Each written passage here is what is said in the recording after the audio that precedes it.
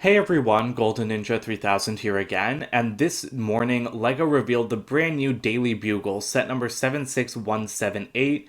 This has 3,772 pieces, it's for ages 18 and up, and it retails for $300 in the US with 25 minifigures. This is releasing on June 1st for the general public and May 26th for VIP members. I kind of wish it didn't have a VIP release, honestly, because just 5 days before doesn't make much sense to me, and now I need to take two trips to the Lego store in like the same week. But this set looks incredible. It's so cool. It did leak a couple days ago, unfortunately, but I have to say, I really like it. But right off the bat, I don't love the color. So I thought that this would be a tan building like the last one, not this kind of modern like gray and glass like skyscraper. And so I don't love that part of it because it's really awesome. It's amazing that Lego's like making an actual skyscraper set. This is 32 inches tall, but like personally I'm biased against the color choice because my Avengers Tower is in dark bluish gray. This is light bluish gray. And I really thought that this would be tan, and now I'm just going to have two massive hunks of gray dominating my city. And this is almost as tall as my Avengers Tower, which is also insane to me because I never thought that Lego would make a set this big as an official product. But anyway, now let's talk about the actual set. So, like, the main focal point is Green Goblin busting through this window, and I thought that this was just like done up for the box art and maybe there would be like an exploding function. But no, this is how the set is displayed. And there's like Mixel's ball joints in there and some clear stands. And I think that that's an amazing look. On the one hand, it does kind of suck because like most people I feel like are going to want like a fixed up version of the Bugle, but I will be keeping it like this because I think that's really cool. I also didn't love the red fire escape at first glance because I just thought it clashed too much with the gray. Now it looks a little bit better to me and I'll probably just keep it like that because I don't want to modify it.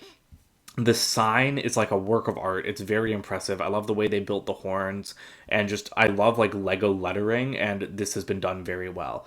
We've got Firestar up here. I'll talk about the minifigures in a second, but like there's just so many. There's also like a bunch of Easter eggs. We've got these screens on the front with like other characters that some of which we've gotten in Lego form, some of which we haven't.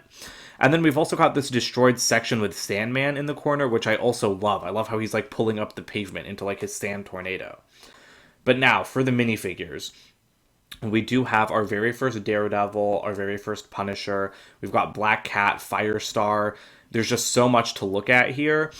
But sadly, we don't really have a good glamour shot of all of the figures. You can kind of see them on the top of the box, but there's not like one really good shot of them. So I'm actually going to go to Brickset for that. So it looks like Brickset has just taken a picture of their review copy so that we can see all of the minifigures.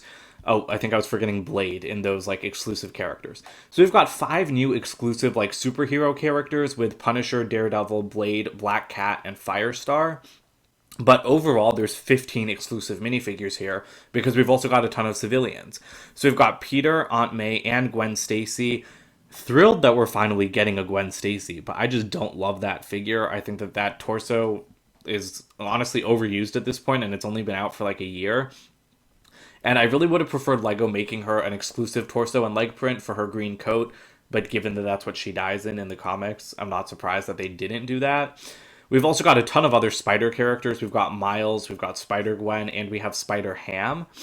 But we've also got a lot of other civilians. So we have 7 people to work in the Daily Bugle offices. We've got Betty Brant, J. Jonah Jameson, Ben Urich, Robbie Robertson, Ron Barney, Bernie the cab driver, and Amber Grant. So sorry, I guess that's 6 people for the Bugle and 1 person for the cab. But that's a great number of civilians. I mean, Diagon Alley had like 2 people to work in like 7 shops, or 4 people to work in like 7 shops. So I'm really happy that we've got like a solid cast of characters to fill the building. And then, of course, we've got an insane amount of villains. We've got Mysterio, Doc Ock, Venom, Carnage, Green Goblin, Sandman, like a lot of Spider-Man's most famous villains. And so I love that we are getting so many figures in this set. I don't care that like all of the villains are repeats because they're all great figures anyway. We've also got a great look at the interior. Oh, and now would be a good time to mention there is a spider buggy off to the left. That is a thing from the comics. I think it like drove up the wall of the Bugle or something. I just think it's funny that they found a way to cram a Spider-Man vehicle into here. And we also have a cab in the set, so I like that we get like a couple of small vehicles. But what I love that Lego has done here is that it's modular, so you can lift off each floor like a modular building. This connects to the modular buildings. It's on a base plate, which I'm very happy about. But you can also remove like the front glass windows so that it's super easy to see inside. I love that because with modulars, once you lift off the roof, you have to like peer straight down in there. So this is a much better way. Like, well, I'm just thinking like when I review this, it'll be easier, but then also it's just a much better way to like show other people and to look at it. So starting off with the top level, we've got J. Jonah Jameson and Betty Brant's offices. And again, I really love how much glass there is in here. It is a little bit tighter on the inside than I thought because the building narrows up towards the top. So I don't love that because like there's not as much space as I expected. But it looks really good, and I do hear that like all of the newspaper tiles in the set are printed, not stickers. We also have an elevator back there.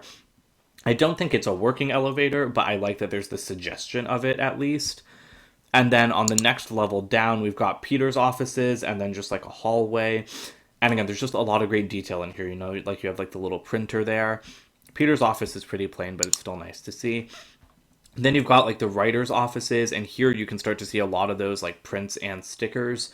And there's a lot of Easter eggs in this set. I'm sure people are already breaking it down on Instagram. Looks like we have classic Electro there. That would be a great figure to get soon. And then we don't really have any pictures of the lobby, which is kind of a shame because that is like the largest footprint. But I'm hoping that reviews will start coming out soon and we'll be able to start getting a better look at that. Here's another look at the top of the building. Again, the sign looks really good, and I do love Firestar's like power burst pieces. She looks really awesome, and I love her new hairpiece. But like I said, we don't have individual glamour shots of the minifigures, which kind of irritates me because the only ones that we have for new characters are Daredevil and Black Cat and one of the civilian characters. So I think that that's really weird because I would have liked to see like shots, proper shots like this of Punisher and definitely Blade. Like we still haven't gotten like a good clear look at Blade. But Daredevil is amazing. Great figure. A lot of these don't have leg printing, which is kind of annoying on some of them, but I don't think it's a big deal for most of them. Black Cat has dual molded legs, and she looks perfect. And this just looks like a really, really awesome set overall. I think I've been talking for quite a while now, so I'm going to go ahead and wrap this up. But comment below and like let me know if you guys are going to get this. Oh, here's a nice shot of the lobby. But yeah, let me know if you guys are going to get this because I'm really, really excited for this. It looks gigantic and amazing, even if I don't like, like the color choices here. But that's it for today, so don't forget to comment, like, and subscribe, and I'll see you guys with more videos soon. Bye for now.